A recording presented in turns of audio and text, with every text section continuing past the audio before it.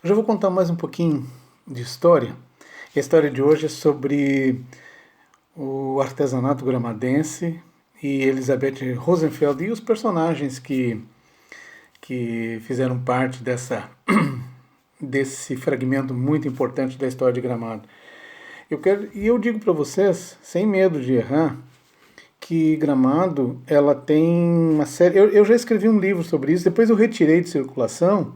Isso foi em 2016. Eu retirei de circulação porque já estava desatualizado. Eu achei que eu poderia atualizar e acabei nunca atualizando. Ele está lá nos arquivos. Mas eu fiz um apanhado do desenvolvimento econômico de Gramado, desde a sua fundação, vamos chamar assim, desde os primeiros pioneiros, as etapas que foram sendo cumpridas nesse tempo e até chegar nos dias de hoje. Tá? No caso de 2016, mas e eu ainda arrisquei algumas, eu não vou chamar de previsões, mas antecipei algumas coisas que poderiam acontecer com Gramado e que estão acontecendo hoje, mas eu não vou falar sobre isso hoje. Eu só quero dizer que houve um tempo nessa história, a partir de 1964, 1965, até início dos anos 80, em que alguma coisa aconteceu em Gramado, algumas coisas aconteceram em Gramado, e que deram uma guinada, vamos dizer, no núcleo de busca do turista, né? Porque até então Gramado era conhecida como uma cidade madeireira, agrícola, né? Basicamente, mas assim, a riqueza da sede no município era basicamente madeireira.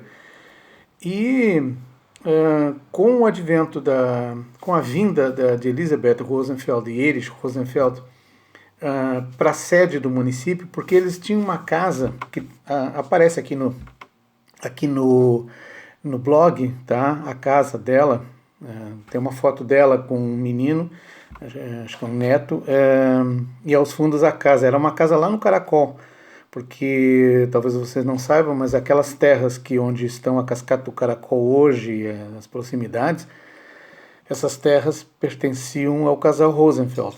Depois eles fizeram uma troca com a família Schenkel e foram morar, então, onde mais tarde foi então instalado o artesanato gramadense. Pois bem, esta empresa que vamos entender como uma empresa, e era uma empresa, mas ela começou como um ateliê, como um estúdio, né, de arte, de artesanato. A palavra artesanato ninguém sabia, tá? Ninguém sabia. Tanto é que a minha querida e saudosa Marília, ela diz que o avô dela, Antônio Corsi, foi o pai do artesanato, e foi. Ele precedeu Elizabeth, mas não chamava de artesanato, chamava de artefatos de vime. Né? A palavra artesanato, quem levou para Gramado foi Elizabeth. E era muito estranho, né? A gente ouvir pela primeira vez a palavra artesanato, como a palavra ateliê e outras expressões a gente aprendeu com ela. Então ela montou um pequeno ateliê e nesse ateliê ela começou a fazer cerâmica, né? Tanto que ela chamou um construtor de fornos, né? Chamado seu Olímpio, eu lembro dele, gordinho, de bigodinho e tal, aquele bigodinho demodê. E o seu Olímpio trouxe um assistente chamado Nelson Tenyer. E aí o seu Olímpio fez o forno para queima de barro, né? E construiu um pequeno ateliê que ainda existe, ainda está lá a ruína dele, um fragmento dele, né? E depois esse forno foi desmanchado mais tarde, né? Ela parou com a cerâmica, ela avançou com a arte em madeira, escultura, mais tarde começou a fazer móveis, ela não fazia lá, ela desenhava, e os irmãos Catucci, o Adelino e o Luiz Catucci, eu acho que o Almiro também participava, né? Tinha um galpão ali próximo e eles fabricavam os móveis da Elizabeth, que ela vendia, então revendia lá. E ela fazia também trabalhos em mosaico, né? Até tem uma foto aqui de uma peça que ainda existe lá, um painel, um mural em mosaico. Então ela usava os elementos que ela tinha à mão, madeira, taco de madeira, sobras de pastilha da construção da casa dela, pedaço de vidro, pedras semi-preciosas, ametista, porque Gramado já tinha extração de ametista, né, desde há muitos anos. Então ela tinha alguns fragmentos, alguns retalhos, um material de menos qualidade. Tinham lá, meus primos faziam esse garimpo, né? E foi evoluindo. Daí depois apareceu ela comprou um tear.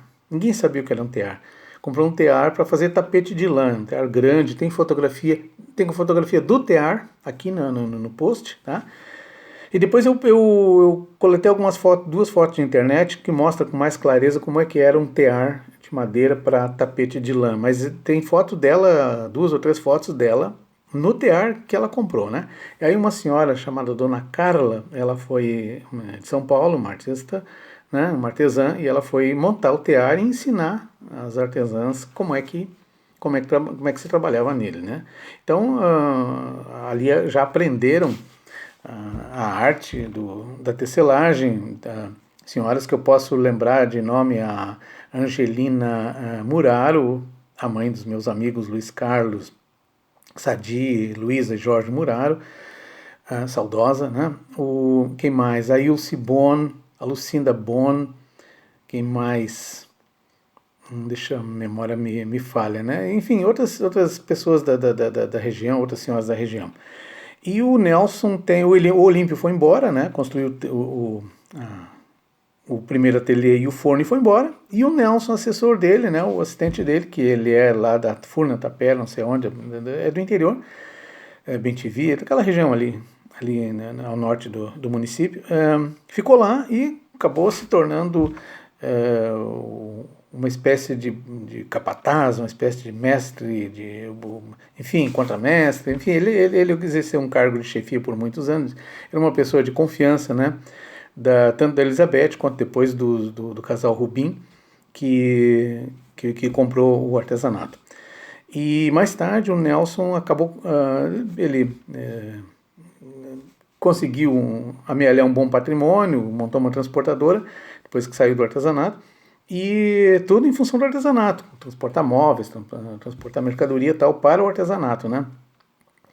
E aí ele acabou comprando a casa, quando a Elizabeth e ele já haviam falecido, ele comprou a casa dos Rosenfeld, e durante alguns anos manteve a casa, depois acabou vendendo o terreno, que hoje está aquele supermercado, primeiro era Unidão, depois acho que é Rissul hoje, né? Eu estou fora de Gramado, então não lembro o nome dos lugares, mas parece que é Rissul.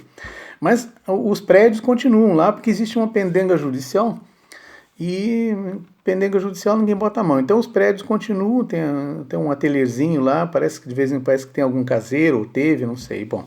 Também isso não vem ao caso aqui. E uma coisa que eu gosto de lembrar, eu não vou contar toda a história aqui, eu vou separar e eu vou contar em outras ocasiões, tá? E coloco nessa mesma postagem, tá? Então, eu até gostaria que de vez em quando vocês dessem uma olhadinha, porque vai ter novidade aqui nessa mesma postagem, tá? Terão outras postagens, eu tenho, como eu disse, 50 casas prontas, estou indo para a terceira, né? Considero o artesanato uma casa, um conjunto de edificações. Então, se Deus quiser, eu tenho muita história para contar, e mesmo do artesanato, tá? Mas eu vou contar algumas, por exemplo, sobre a personalidade da Elizabeth. Ela era uma pessoa muito sofisticada, né? Sofisticada, mas ela não era cheia no aspecto assim, snob. Tá? Ela era uma pessoa muito simples e ela gostava de pessoas, e tem fotos aqui no blog para provar isso para vocês. Ela era uma pessoa muito simples e ela gostava de estar com as pessoas humildes, ela gostava, adorava. E mais, ela tinha um conhecimento, uma cultura extraordinária. Imagina, formada em Belas Artes, em São Paulo, vindo da Europa, veio fugir das perseguições, da guerra e tal. Então ela costumava reunir na garagem da casa dela, que era um espaço bem grande, cabia 2 carros, ela tinha um Fusca e o seu ex tinha um Simca Chambord. Então ali ela tinha um espaço, ela reunia as pessoas, colocava cadeiras à volta, fazia um círculo, levava uns quitutezinhos para as pessoas comerem, né? Alguém tocava algum instrumento, ela levava artistas de Porto Alegre, de São Paulo, amigos dela, musicistas da OSPA, violinistas, violoncelo, eu vou citar nomes assim, Paulo Otran, que eu lembro, né? Paulo Otran, Paulo Guedes. Paulo Guedes era um psiquiatra que tem até uma clínica lá em Ana Ré com o nome dele. Ele era violonista clássico, né? Erudito, tocava na OSPA e tal. Esposa da Zuleika Guedes, né? Zuleika Rosa Guedes, que era musicista também, acho que pianista. Aí eu lembro de um chamado Dr. Montuori, ou Monturi, um baixinho que tocava violino. Dr. Chalank, um senhor magro, alto também, tocava violino ou viola de cordas, eu não lembro ao certo. Enfim, ela reunia artistas. Paulo Otran, e ela hospedava naquele chalezinho que também aparece nas fotos aqui, tá? E nas ilustrações que eu fiz. O Paulo Otran,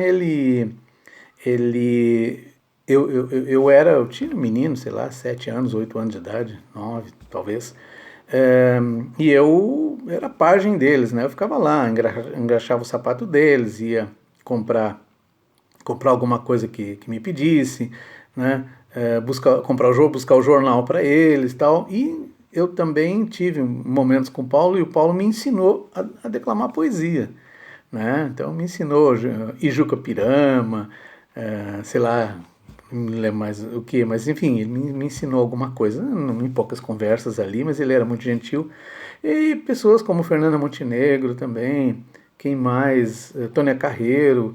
Ela levou muita gente lá, muita gente mesmo, né? Gente que eu conhecia, gente que eu não conhecia, e tem fotos ali dela com oficiais, altos oficiais de alta patente do Exército. Ela era muito bem relacionada.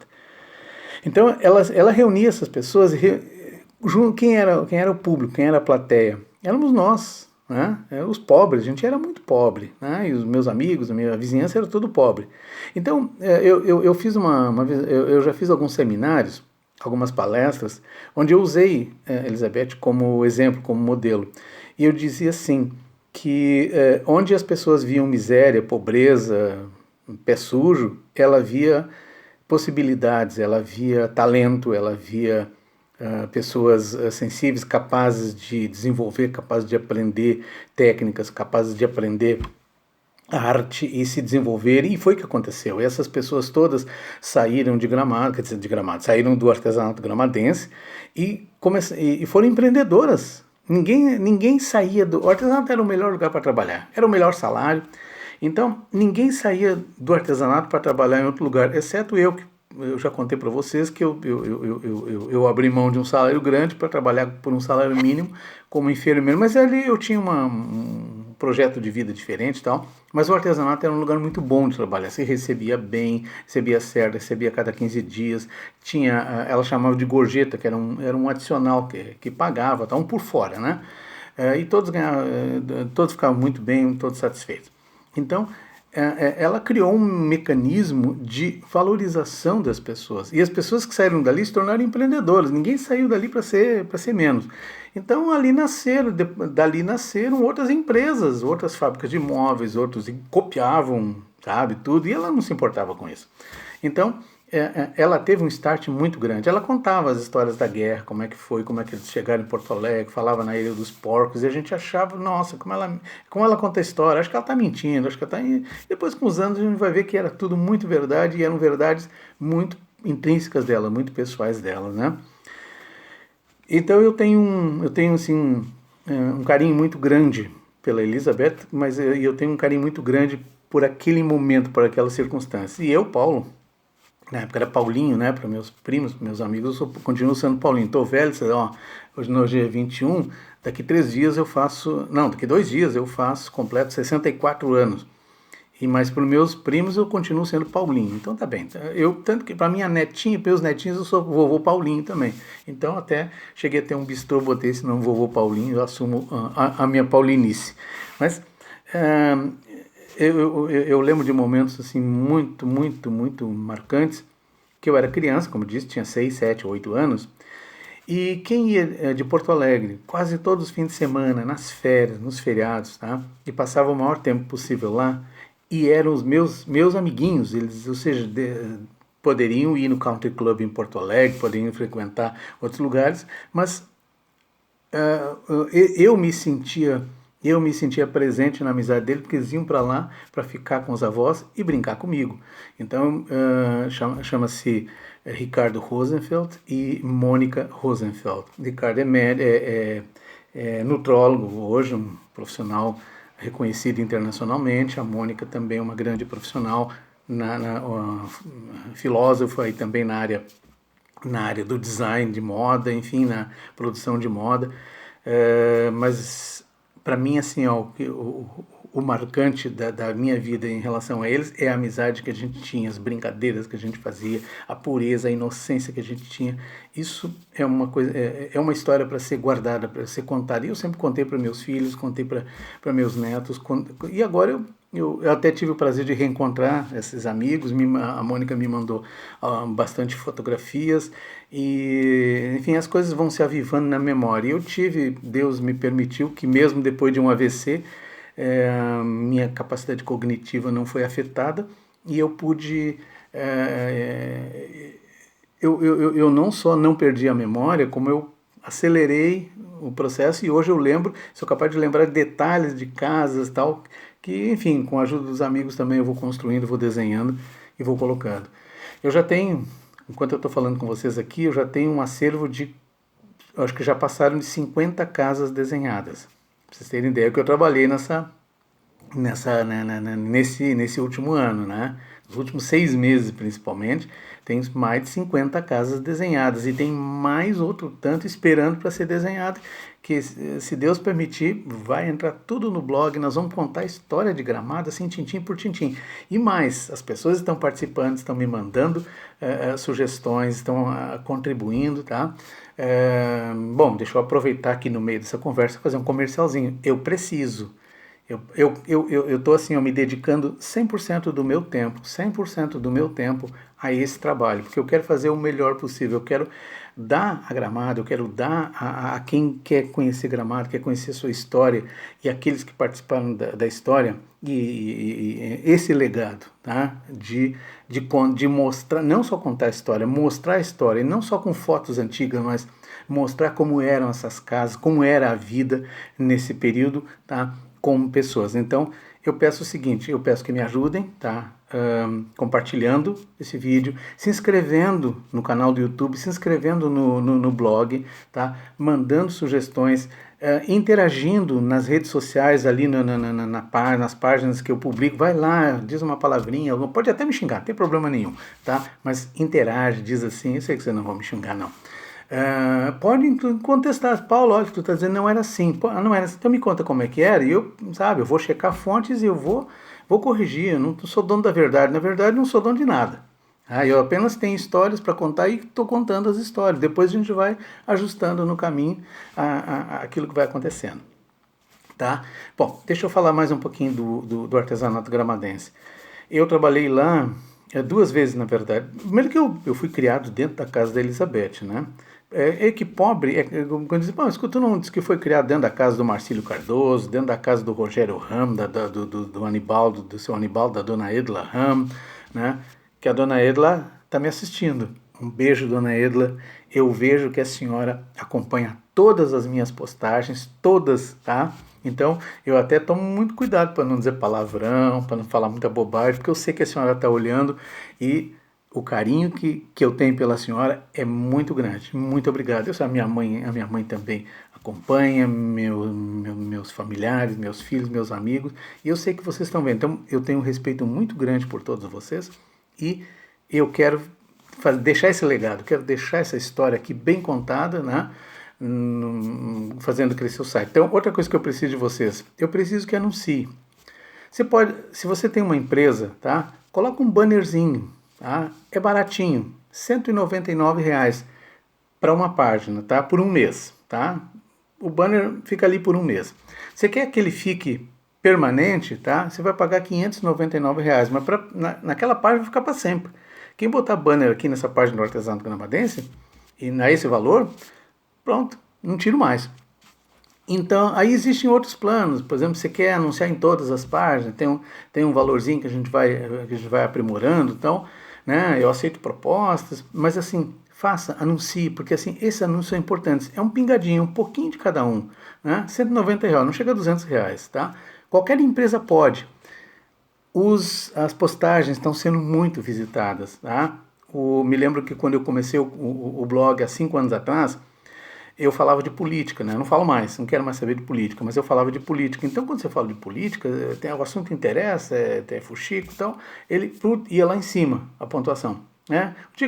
O dia que eu falasse alguma filosofia, ia lá embaixo. Ninguém lia. Texto longo e tal. E agora, com o blog, por quê? Porque o blog interessa, esse assunto interessa. As imagens de Gramado, as pessoas, nossa, aqui foi a casa da minha avó, a casa da minha mãe, a casa dos meus pais, minha avó nasceu aqui, meu pai nasceu aqui, sabe? Eu conheci essa casa, eu conheci as pessoas dessa casa. As pessoas estão interagindo e assim, ó, o pico de visitação tá muito bom. Tá muito bom, sabe? Nós vamos fazer mais, nós vamos crescer mais. A gente está no início só, tá? Então, assim, anuncie aqui. Anuncie aqui. Você não vai ficar pobre por causa disso, mas me ajuda a dar continuidade a esse trabalho, porque eu tenho muita coisa para fazer. Eu ainda tenho boa memória, graças a Deus. Eu tenho bastante amigos que me ajudam, que facilitam esse trabalho também, tá? Então, eu quero que ele seja cada dia melhor. Ele está sendo transformado em site, eu estou aguardando a liberação técnica do domínio gramadodepriscazeros.com.br, tá?